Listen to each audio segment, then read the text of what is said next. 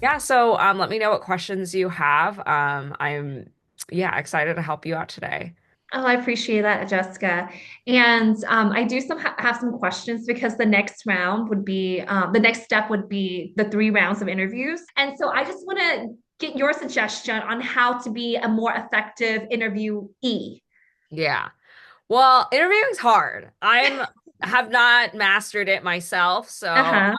but yes, interviewing is very difficult for anyone. So just know that you're not alone in Mhm. feeling this way. I'm sure you're a much better interview than you think.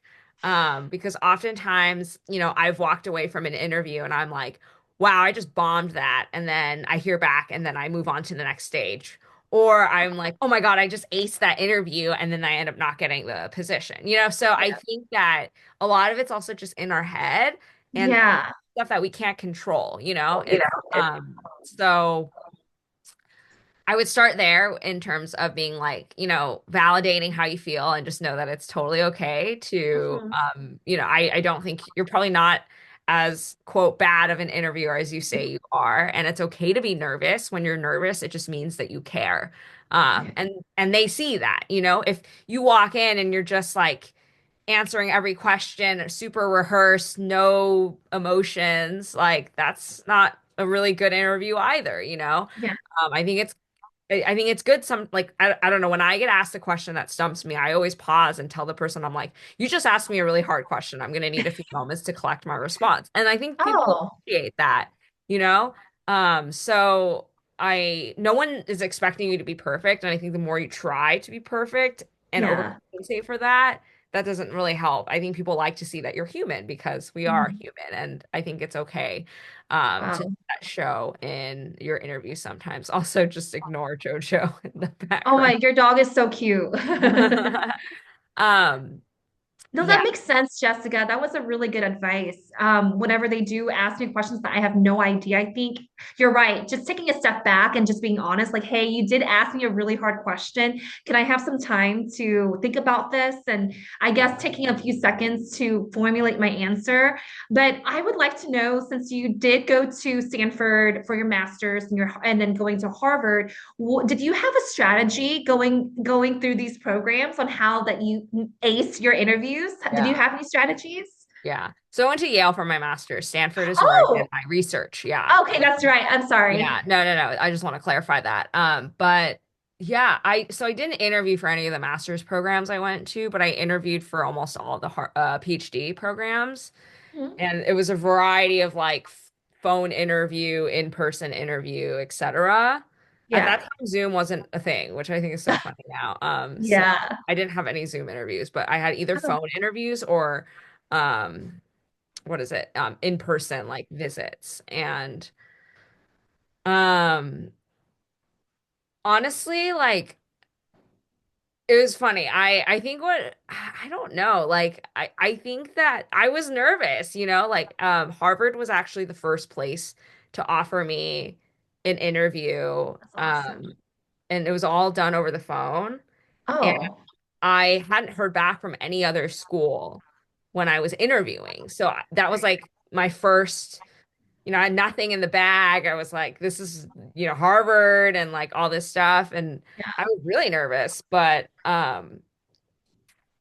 I don't know. I just did my best to like answer the questions as Uh-huh. like calmly as I could and tried to be like, there's a reason why they're interviewing you and Right. um they're not wasting their time, interviewing candidates that they're not already at least somewhat interested in. So I think part of it is like walking in with a little confidence, knowing that like, okay, you made it to this stage. It means that they see something in you. And as much as you're trying to impress them, they're also trying to impress you. So it's less about you. Like, there's like nothing you can really like say or do in the interview, I think, that's gonna like make or break your chances. I think it's more Mhm. of a chance to see if it's like a good fit in the program and like if any red flags come up, really.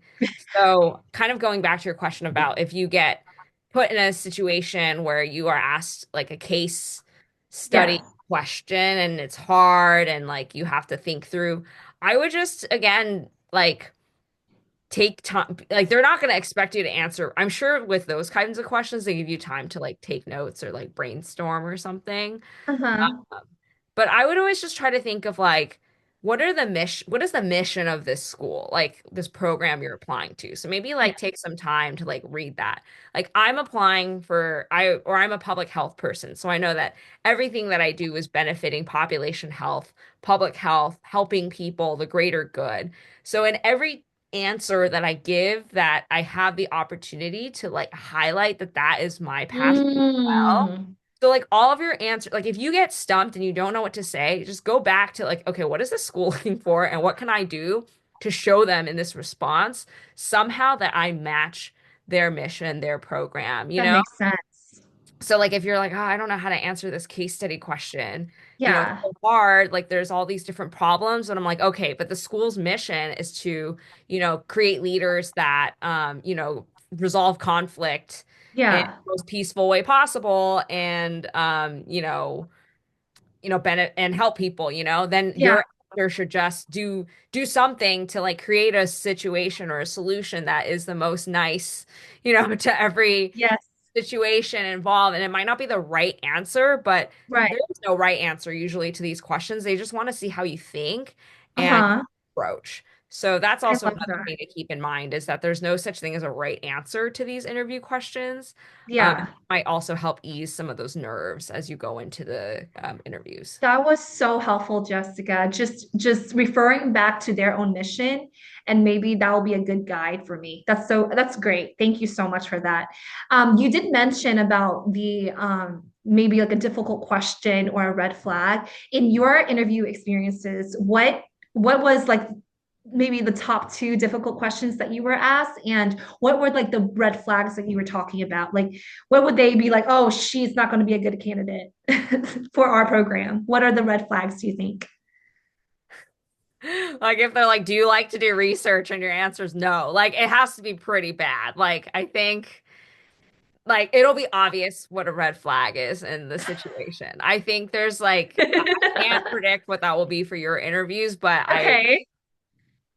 or like when they ask you like, do you care about diversity, equity, and inclusion? And you give a Uh-huh. really, really absurd answer, like Like, no, I don't. yeah, exactly. Like, or, I don't even want to like give an example of a bad response for that since I might be putting this on my YouTube channel. So, yeah, difficult questions. Honestly, like, I feel like in the Technical? PhD, they were all the same. It was just like, tell me about yourself, tell me about your Yeah. research, what do you want to do? What are your career goals?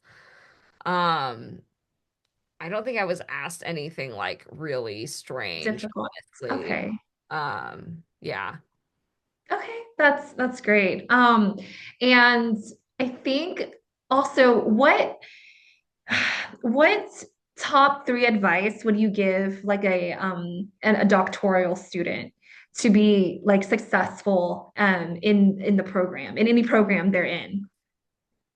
That's a big question. I don't think I have like a summary of three things. Yeah. I Okay.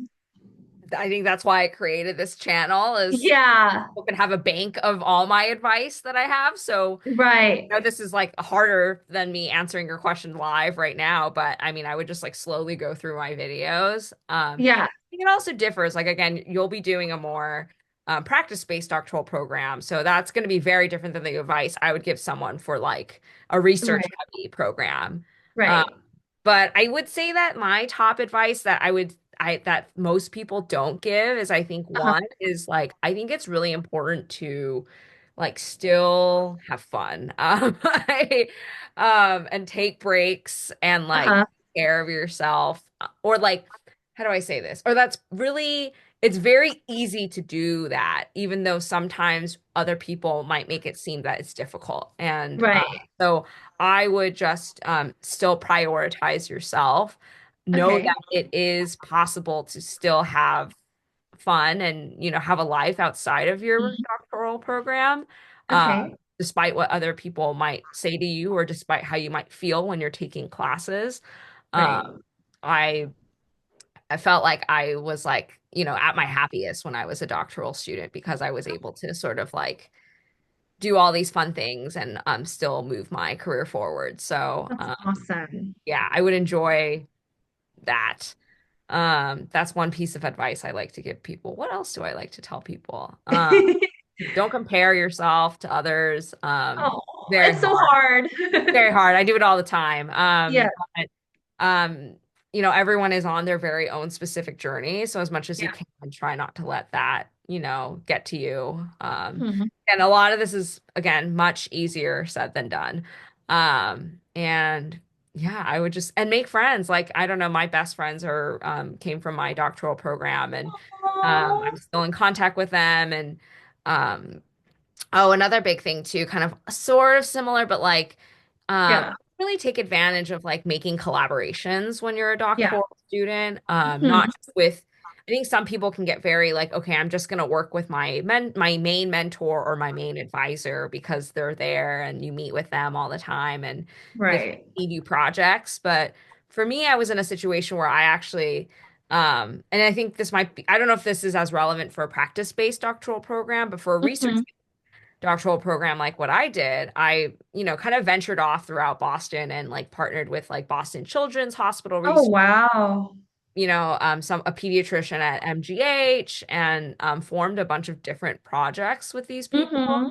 which resulted in many different papers, which is what allowed me to have such a like strong CV graduating from my program. That's Um, awesome. so I would say like don't be afraid to like network, don't like don't like I know some people don't like, I don't like networking, honestly. It makes me stressed out. Don't like feel like you have to go out of your way to network, but don't be Yeah, afraid like, like cold email someone who is working on a project that you might want to help out with because you never know where those kind of like small interactions like may lead to. So I um love that. I love that. Thank you for that, Jessica. yeah. I gave I you four also things. So I love it. Oh, I'll take it. So there's another component to this process. They're doing a group interview, and I just want to get your opinion on how would you navigate a group interview? Because I don't, because for me, I just get really intimidated. How am I going to, I don't know, not compete? How am I going to be in that same space with them? How do you navigate that, Jessica? Have you ever been in a group interview? So first, this goes back to my other piece of advice is don't Yeah. compare. Like, you're on Ah, it's your so own hard. journey. I Yeah. know. But I think especially in an interview, um, no one is like, if you are, let's say if you have less years of experience, someone Yeah. can't expect physically can't or like reasonably can't expect you to have the same, work experience and CV as someone who has 10 more years of like experience than you do, Right. right? Mm-hmm. So it's like you can't compare apples to oranges, but you're all going to be in one fruit basket together in this interview. Right.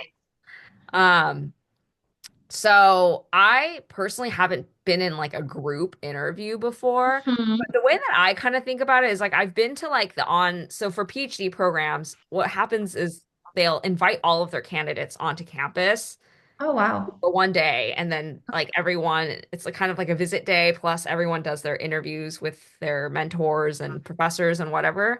But there's a lot of Yeah. like group sort of like Dynamics. dynamics. Like you're Yeah. in a group setting for a lot of the time. And like, I don't know if this is true like so much for the like PhD process, but I know that like at least as you kind of move on in your career and you're, at least for me, interviewing maybe as like a postdoc or a assistant professor or as you move up, Yeah. like everything you do is like part of the interview, if that makes sense. So like, Oh, okay. like how politely you respond to the email when they invite you to come to campus. Like, Right. when you show up and you check in, like, how are you, like, what is your demeanor? Like, how are you interacting with people? How are you treating people? Like, I think all Right. of that is not, it's not gonna directly go into like, what they take notes on you about or whatever. But then, when they're maybe deciding between the couple final candidates, they can't, and they're all kind of like looking the same, they're gonna be like, Right. wow, I remember you were so nice and like had a smile on your face, treated everyone so well. Like, I really think that stood like that might be what pushes you over the edge over someone else, you know? So I Right, think that it's like the small things that you can do in any opportunity to just be yourself and be a good right, person. You know, I think that can go a really long way. And to go back to your question about being in a group setting, I think that kind of answers your question in a way of like, don't worry about what everyone else is doing. Just worry about right. you, you know, and like be yourself. And like, it's gonna be awkward. Like, there's no way around that. And I think instead of like letting that really like letting that awkwardness get to you and making exacerbating that awkwardness, Yeah, like do your best to just, you know, do what they're asking for and like get through the interview. I don't again as I think that's one of those things where they're just making sure there are no red flags. I like that. And like Yes. I would say actually, the more I think this is like kind of sort of relevant. So when I was an undergrad, so this is Yeah. completely not the I actually had to do I was facilitating group interviews Oh, for wow. orientation leaders. So like, but these are like 18-year-old, you know what I mean? Right, Like young adults. right. And I just remember like when I was like facilitating and like kind of observing these, I was told to Uh-huh. kind of look out for people who were just being too like trying to dominate the group The dynamic. group. Yeah. But also people who like said nothing were also like that's not good either. So you want to try to find that balance of like how do you participate enough but you don't overdo it, because I think they're looking for that person who's a team player. That's why they're doing a group interview because they want to know that you can like be thrown into a room of strangers, which sometimes happens a lot when you're a leader, and then you have to be able to make decisions together and like achieve something. So it's not an unrealistic thing. It's just really stressful to have to do in an interview, unfortunately. Yes, I love that example that you've mentioned about you facilitating that group interview with orientation leaders and just making sure that you can be a team leader. That was very helpful, Jessica. Thank you. And I think this is the last question I'm going to ask you. Um, what did you do personally to stand out in your interviews when you were applying for PhD programs, and what kind of advice that you would give like a candidate to stand out in a good way? Yeah. Well, I'll just say this is my advice to anyone that's interviewing for anything. It doesn't matter. Yeah. I still kind of remind this of myself as I move through my own career.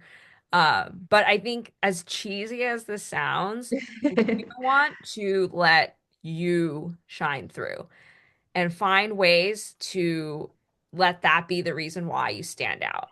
Mhm. And I know that's not like a really specific answer because it is going to vary based on person to Yeah. person. But I Hmm. try to think of like, okay, what is it about me that makes me special and makes me different and Hmm. makes me so passionate about what I do for my work? And then Hmm. I really try to remind people that that's why I'm there. And that can, so for me, like, for example, I guess I'll give you the, so because I'm in a research, I'm always surrounded by researchers or clinicians or whatever, right? Hmm. And Hmm. people value teaching and mentoring, kind of on paper, but it's like in practice, is that something that really happens as much as people want? Maybe not, you know? And I kind of recognize that and see that a lot in my field, you know? And don't get me wrong, I mean, I mean, I've received amazing mentorship my entire journey. So I'm not trying to be here to say like no one mentors well. That's not what I'm trying to say, but I think that sometimes like all people care about when they look at someone's CV is like grants, publications, kind of that Yeah. stuff, numbers. So when I interview, I try to let that other side of me of the like, okay, the part that's passionate about teaching, passionate about mentoring students, passionate about how, like, I always actually talk about my YouTube channel, but I don't say what it is because, well, sometimes I do at the end, but people are like, you like mentor students like from that you don't even know for free? Like I that's love that. why, you know, Yeah. and then I expand on there and that's something that stands out. So I would find like what is it about you that Mhm. is so uniquely you and like Yeah. be sure that that gets somehow shared and don't be afraid to like just let that part like just to talk about those things very organically. Um Mhm. And yeah, that's definitely my piece of advice is to really just let your personality shine through because everyone kind of starts to look the same on paper after a while. So like what Yeah. is it that you can do? Like what is it about you that is going to make you stand out and make you a little bit different maybe than someone else? Not necessarily better, but just different. You just want people to remember you. Um and they're not going to remember 5,000 things about you. So you don't have to, just pick the sort of one thing that like you really Mhm. want to let shine through that you know is special about you. Um and I I think love that that's my and that's why when I tell people to write their personal statements, to kind of keep that in mind too. Like, what is that one personal that. thing that you want to kind of shine through in your statement? You did that, when you wrote your introduction. So it's kind of like that Okay. idea of like, how do you bring a little bit of personality to a somewhat sort of like boring process of all these interviews that can all start to sound the same? I love that, Jessica. And thank you so much for your time. This was so helpful. It just brought a lot of perspective in the interview process for a very competitive school. So I thank you so much for your time, Jessica. Of course. And I feel like my answers were kind of vague. I know, No, it was really helpful. Like the okay. examples that you used with the facilitating with your leadership orientation people and all of the examples that you just used, it Yeah. really helps a lot. So thank you so much. Yeah. No. Well, I just want to say that you're doing all the right things. You're asking all the right questions. Don't feel like you need to like rehearse or over prepare. That's another piece of interview advice I like to give people is like you Mhm. want to prepare a little bit. Like you Right. have some of those kind of key like your who you are like your story like those things can you can have down but don't try to like predict every question that they're going to ask because they're going to always ask you some curveballs, Yes. especially with your situational interviews and case Yes. interviews and you're not going to know what they're going to ask you. So I would No. not try to over prepare and I would just do Okay. your best to, like I said, identify a couple of those key things about you and then bring those with you every time you go to one of the interviews and don't over prepare because for me, the more I prepare, the more stressed I just stress myself out even more. So you got this. Thank you so You're much. already thinking about this way ahead of time. I would enjoy the holidays. Yes. I wish you the best. I'm sure you'll Oh, hear back. And you're so so sweet. yeah, no. If I can support you in any way in your journey moving forward, I know it's still early in the Yes. application process, so just keep in touch, okay? Absolutely, Jessica. Thank you so much again. You're a great mentor and a great person. And it was such an honor to just chat with you. And I wish you a happy holidays with you and your family.